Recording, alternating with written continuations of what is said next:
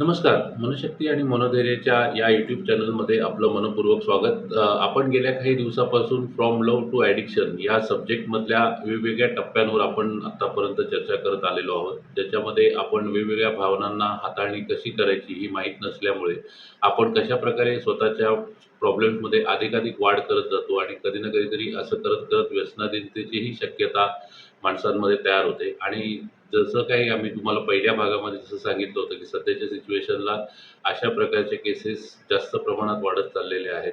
आजच मी पुढारीच्या एका न्यूज पोर्टलवर ही गोष्ट बघत होतो, की पुण्यामध्ये सहसा प्रत्येक दिवसाला जवळपास 7 ते 8 डिव्होर्सच्या केसेस रोजच्या फाईल व्हायला लागलेल्या आहेत.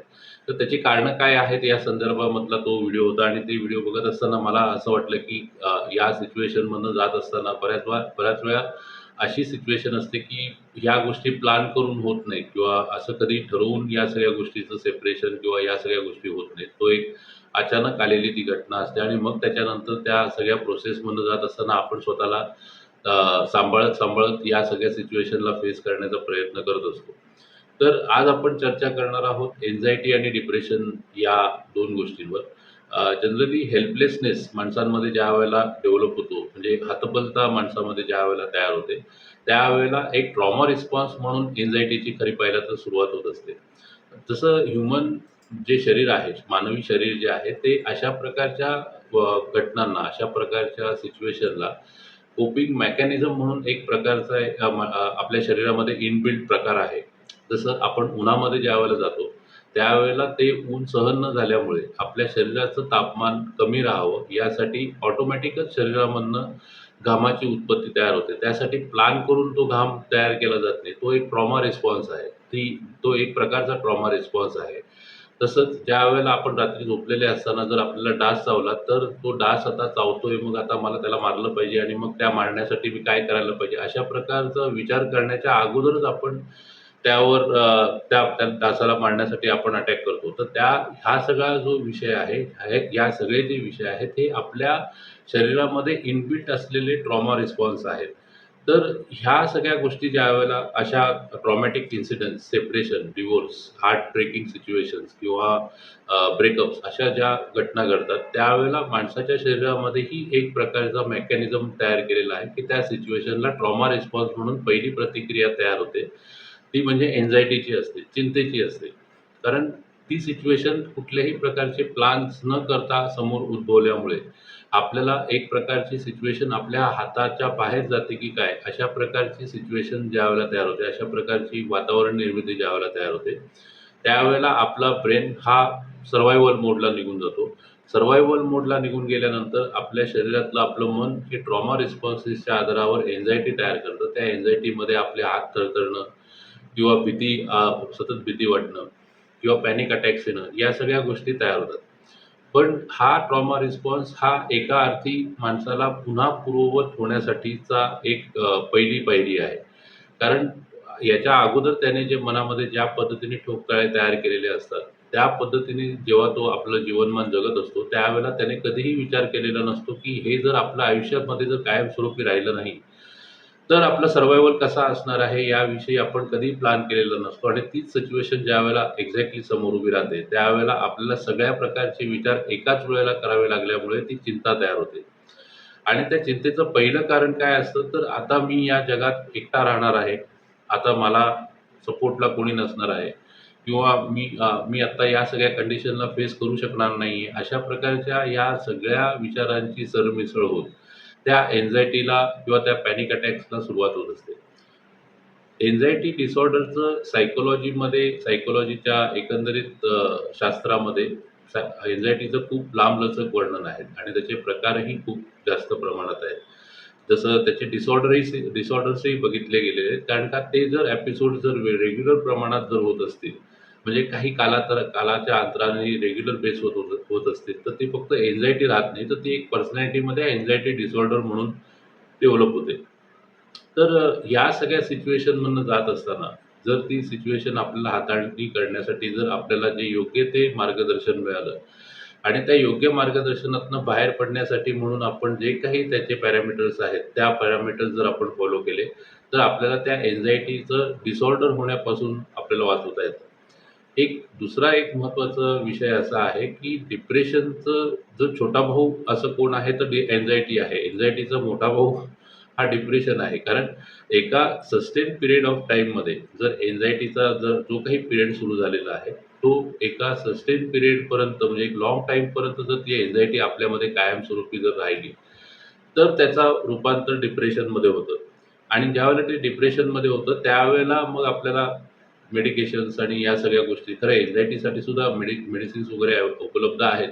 पण या सगळ्या सिच्युएशनला आपल्या नॉर्मल ह्युमन बीइंगच्या आपल्या शक्तीच्या आधारावर किंवा आपल्या मानसिक ताकदीच्या आधारावर आपण या सिच्युएशनला जर फेस करायला सक्षम ठरलो, तर पुढे होणाऱ्या मानसिक अवस्थांना सामोरे जाण्यासाठी आपण स्वतःचा बचाव करू शकतो. कारण का एकदा त्या अँक्झायटी डिसऑर्डरचा सस्टेन पिरियड ऑफ टाईम जर लांबलचक वाढत गेला, तर त्यामधनं बाहेर पडण्याच्या बाबतीमधले प्रॉब्लेम्सही खूप जास्त प्रमाणात कॉम्प्लिकेशन्स तयार होतात. त्याच्यामुळे त्या सस्टेन पिरियड ऑफ टाईमपर्यंत अँक्झायटी ठेवण्यापेक्षा आपण त्या सिच्युएशनला फेस करण्यासाठी एक्झॅक्टली आपल्याला स्वतःला ग्राउंड लेव्हलवर आणणं गरजेचं आहे. त्याच्यामध्ये आपण आपल्याला सेल्फ इन्स्ट्रक्शन प्रोग्रामचा आपण मदत करू शकतो, की आत्ता जर आपल्याला सतत ते विचार येत असतील, तर हा एक लूप आहे आणि ही वास्तविकतेमध्ये घडणारी घटना नाहीये. जी घटना घडायची आहे ती इतिहासामध्ये घडलेली आहे आणि आत्ता जे विचार येत आहेत, आत्ता जी अँक्झायटी तयार होते, हे एक लूपमध्ये काम करते. वारंवार ते विचार आल्यामुळे माझ्या शरीरामध्ये अशा प्रकारचे ट्रॉमा रिस्पॉन्सेस तयार होत आहेत. हे जर आपण रेग्युलर आपल्या मनाला सांगत राहिलो, तर त्या अँक्झायटीची जी इंटेन्सिटी आहे, ती हळू का होईना कालांतराने कमी-कमी होत जाते आणि हळू ती अँक्झायटी कमी प्रमाणात होत जाते. एका अर्थी बघायला गेलं तर ही अँक्झायटी होणं किंवा एक डिप्रेशन असणं, ही काही प्रमाणात बघायला गेलं तर एका अर्थी आपल्याला पुन्हा ट्रॅकवर आणण्यासाठी म्हणून फार उपयोगात असतं. कारण का जेव्हा-केव्हा आपण रिलेशनशिपमध्ये असतो, त्यावेळेला एका स्वप्नवत प्रवासामध्ये आपण निघालेलो असतो आणि त्या स्वप्नवत प्रवासामध्ये आपण नॉर्मल लाईफ, नॉर्मल जगणं या सगळ्या गोष्टी विसरलेलो असतो. ज्यावेळेला अशा अशा पद्धतीचे ट्रॉमॅटिक इन्सिडेंट जेव्हा घडतात किंवा अशा प्रकारचं ट्रॉमॅटिक सेपरेशन ज्यावेळेला होतं, त्यावेळेला आपण कधीही न विचार केलेल्या मार्गावर आपल्याला पुन्हा चालावं लागणार आहे. अशा प्रकारची भावना तयार झाल्यामुळे ह्या सगळ्या भावना आपल्याला आपल्या विळख्यात घेत असतात. पण जर आपण ड्युरिंग दॅट पर्टिक्युलर रिलेशनशिप आपण जर स्वतःला त्या पद्धतीने ट्रेन केलं, की ठीक आहे हे सगळं आहे, पण हे कायमस्वरूपी नाहीये. या स्वरूपाच्या भावना जर आपण आपल्यामध्ये कायमस्वरूपी ठेवल्या, तर मग त्या गोष्टीचा त्रास कमी होईल. पण असं प्लॅन करून कधीच कुठल्या गोष्टी होत नसतात. त्यामुळे ज्यावेळेला खरं पाहायला गेलं तर त्या स्वप्नवत चालणाऱ्या प्रवासाला जेव्हा खंड पडतो, त्यावेळेला त्या माणसाची खरी आयुष्याची जर्नी सुरू होत असते. त्यामुळे ही खरी जर्नी आपली आता पुढची कशी असणार आहे, काय असणार आहे, त्यासाठी जो ब्रेक लागतो. म्हणजे एखादी क्रिकेटची मॅच चालू आहे आणि खूप जास्त प्रेशर सिच्युएशन आहे आणि त्या प्रेशर सिच्युएशनमध्ये एक ब्रेक होतो, ज्याला आपण टाईम आउट म्हणतो किंवा टी ब्रेक म्हणतो किंवा ड्रिंक्स ब्रेक म्हणतो. त्या ब्रेकमध्ये कितीही ट्रॉमॅटिक सिच्युएशन जरी असली, तरी सगळ्यांना बसून शांतपणे पुढच्या येणाऱ्या सिच्युएशनला आपण कसं फेस करायचं आहे, हे फेस करण्यासाठी मिळालेला ब्रेक हा आपल्यासाठी एक वरदान ठरू शकतो. त्याच पद्धतीने ज्यावेळेला अशा प्रकारच्या ट्रॉमॅटिक इन्सिडेंट्समधनं जात असताना अँक्झायटीचा ड्युरेशन किंवा त्या डिप्रेशन पिरियडमध्ये असलेला ड्युरेशन हा आपल्याला पुन्हा एकदा ट्रॅकवर आणण्यासाठी आणि पुन्हा एकदा आपल्या आयुष्यामध्ये भरारी घेण्यासाठी एक वरदानच आहे. या पद्धतीने जर विचार केला, तर आपल्याला त्या गोष्टीचा त्रास कमी होईल आणि आपल्या आयुष्याचे जे फोकस करणं किंवा आपले विचार करणं, आपल्या भविष्याची दशा-दिशा ठरवणं यासाठीचे सगळे आपल्याला मार्ग मिळत जातील. सो आजच्या या व्हिडिओमध्ये माझा सांगण्याचा प्रयत्न हाच आहे, की आपल्याला आत्ता त्या सिच्युएशनमधनं अँक्झायटी किंवा डिप्रेशन होतंय. त्या सगळ्या भावना आपल्या मनामध्ये तयार झालेल्या आहेत. त्या भावना तयार होण्याचं एकमेव कारण म्हणजे माणूस हा समाजप्रिय प्राणी आहे. पण त्या समाजप्रिय प्राण्यामध्ये आपलं एक कुटुंब असावं, आपलं एक संसार असावा आणि आपल्याबरोबर राहणाऱ्या लोकांचा एक समूह असावा, असं प्रत्येक माणसाला वाटत असतं. आणि प्रत्येक माणसाच्या आवडी वेगळ्या असतात. जरी 2 वेगवेगळ्या माणसांना असं वाटत असलं एकत्र येत असताना, की हेच आपले साथीदार आहे. पण हे कायमस्वरूपी असणार आहे का? आज आहे, उद्या नाहीये, परवाच्या दिवशी सांगता येत नाहीये किंवा एका वर्षभरानंतर तर आपल्याला माहीतही नाहीये. त्याच्यामुळे आपण प्रत्येक वेळेला या गोष्टीला घाबरत असतो, की मी एकटा पडलो तर काय? किंवा मी एकटा राहिलो तर काय? किंवा मला जर साथीला कोणीच नसेल तर काय होईल? सो आपण आयुष्य जेव्हा जगायला सुरुवात करतो, त्यावेळेला आपल्याला माहीत नसतं, की आपल्या प्रवासामध्ये, आपल्या आयुष्याच्या प्रवासामध्ये किती साथीदार असणार आहेत, किती जोडीदार असणार आहेत, आपल्याबरोबर कोण किती दिवस असणार आहे. या कुठल्याही गोष्टी आपल्याला पहिल्यापासून माहिती नसतात. पण आपण आपली डिपेंडन्सी जर त्या गोष्टीवर जास्त क्रिएट केलेली असेल, तर मात्र आपल्याला त्या गोष्टीतनं विथड्रॉ होताना, आपल्याला त्या सिच्युएशनमधनं पुन्हा स्वतःला रिस्टोअर करत असताना, अशा प्रकारच्या भावना तयार होणं अगदी स्वाभाविक आहे. त्यामुळे आपण ही गोष्ट मनामध्ये तयार ठेवली पाहिजे, की आपण एक्झॅक्टली घाबरतोय कशासाठी? तर एकटं राहण्यासाठी घाबरतोय. आपण एकटं पडण्यासाठी घाबरतोय. खरं पाहायला गेलं तर आपण जर स्वतःचीच कंपनी एन्जॉय करणारा जर व्यक्ती असू, तर आपल्याला इतर कोणाची आवश्यकताच राहत नाही. पण त्या रिलेशनशिपला लाँग टर्मपर्यंत कन्व्हर्ट करण्यासाठी आपण मूळ व्यक्तिमत्त्वाला बदलत जातो आणि ते बदलाव त्या बदलावातनं पुन्हा पूर्ववत कसं व्हायचंय, हे माहीत नसल्यामुळे आपल्याला बऱ्याचदा त्या अँक्झायटीशी सामना करायला लागतो. बऱ्याचदा पॅनिक अटॅकशी सामना करावा लागतो. कधी-कधी डिप्रेशनशी सामना करावा लागतो. तर ह्या सगळ्या गोष्टी आपल्याला पुन्हा एकदा आपली मानसिकता रिस्टोअर करण्यासाठीच घडतायत. पण आपण जेव्हा विचार करतो, की आता मी डिप्रेशनमध्ये आहे किंवा कुठल्या डॉक्टरांनी डायग्नोज केल्यानंतर किंवा कुठल्याही सायकॉलॉजिस्टनी किंवा काउन्सिलरनी डायग्नोज केल्यानंतर, की आत्ता तुम्हाला अँक्झायटी होते किंवा आत्ता तुम्हाला डिप्रेशन आहे किंवा आत्ता तुम्हाला औषधांची अपेक्षा आहे. हे सांगितल्यानंतर आपणच स्वतःला खूप मोठ्या प्रमाणात लेबलिंग करून घेतो, की आता मी डिप्रेशनमध्ये आहे, तर त्या डिप्रेशनमध्ये असणाऱ्या लोकांनी जसं केलं पाहिजे, त्याच पद्धतीने मला वागायला पाहिजे. असं काही आवश्यकता नाहीये. So you can give self instruction program म्हणजे या सेल्फ इन्स्ट्रक्शन प्रोग्राम जो आहे, तो आपण स्वतःच्या मनाला वारंवार ह्या गोष्टीची रिमाइंडर करून द्यायचं आहे, की ती घडलेली घटना ही इतिहासातली घटना आहे. आत्ता त्या घटनेचा आणि माझ्या वास्तविकतेचा काही संबंध नाहीये आणि त्या घटनेचा माझ्या भविष्यावर काहीही परिणाम होणार नाही. माझ्या जीवनामध्ये जसे लोक पूर्वी येत होते, त्याच पद्धतीने पुढेही येणार आहेत आणि मी त्यांच्याबरोबर का होईना, पण मी माझं आयुष्य पुढे चालू ठेवणार आहे.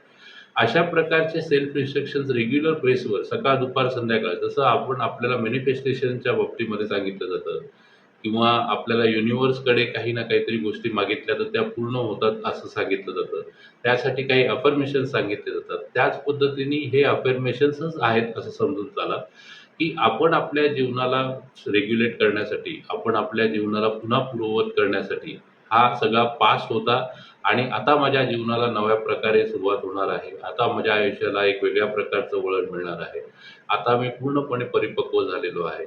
हा एक धडा होता, जो धडा मला बरंच काही शिकवून गेलेला आहे. अशा प्रकारचे इन्स्ट्रक्शन स्वतःच्या मनाला देत राहिल्यामुळे आपल्याला त्या गोष्टीतनं बाहेर पडायला मदत होते. सो आजचा हा व्हिडिओ तुम्हाला कसा वाटला? आणि या विषयातनं तुम्हाला त्याच्या कुठल्या प्रकारे तुम्हाला मदत वाटते, त्या आम्हाला त्यात आमच्या कमेंट बॉक्समधनं किंवा WhatsAppच्या द्वारे तुम्ही मला त्याविषयी माहिती द्या किंवा तुम्हाला अशा कुठल्या विषयावर जर व्हिडिओ किंवा कुठल्याही प्रकारचं मार्गदर्शन हवं असेल, तर डिस्क्रिप्शन बॉक्समध्ये दिलेल्या क्रमांकावर संपर्क साधून किंवा WhatsAppद्वारे आम्हाला तुम्ही प्रश्न पाठवा. आम्ही त्याच्यावर पुढच्या व्हिडिओमध्ये त्याच्यावर अधिक सविस्तर मार्गदर्शन करण्याच्या दृष्टीने आम्ही तुम्हाला नवीन नवीन व्हिडिओच्या माध्यमातून नक्कीच मार्गदर्शन करू. तर ही जी आजचा जो व्हिडिओ होता, तो कंप्लीटली कॉमन आहे. प्रत्येक माणसाला त्या परिस्थितीतून जावं लागतं. हेल्पलेस वाटणं, अँक्झायटी होणं आणि डिप्रेशन असणं, ही काही एवढी मोठी गोष्ट नाहीये किंवा त्या गोष्टींमध्ये गेलेला माणूस हा ठार वेडा झालेला आहे, असंही म्हणण्याचं काही कारण नाहीये. कारण ही एक आपल्या मानवी शरीरामध्ये जसे ट्रॉमा रिस्पॉन्सेस आहेत, त्याच पद्धतीने एक रिस्पॉन्स देण्याची एक प्रतिक्रिया आहे. आपल्या मनाने त्यावर स्वतःला सांभाळण्याच्यासाठी सर्व्हायव्हल मोडमध्ये गेल्यामुळे आपला तो एक ट्रॉमा रिस्पॉन्स तयार होतो, की आपल्याला चिंता वाटते किंवा त्या प्रकारची अँक्झायटी वाटते. या संदर्भामध्ये आपण अधिकाधिक जर माहिती घेतली, तर तुम्हाला लक्षात येईल, की हे अगदी कॉमन आहे. प्रत्येक माणसाला या सिच्युएशनमधनं जावं लागतं. तर अशाच प्रकारच्या व्हिडिओमधनं मी तुम्हाला मार्गदर्शन करत राहीन. तूर्तास धन्यवाद. Thank you.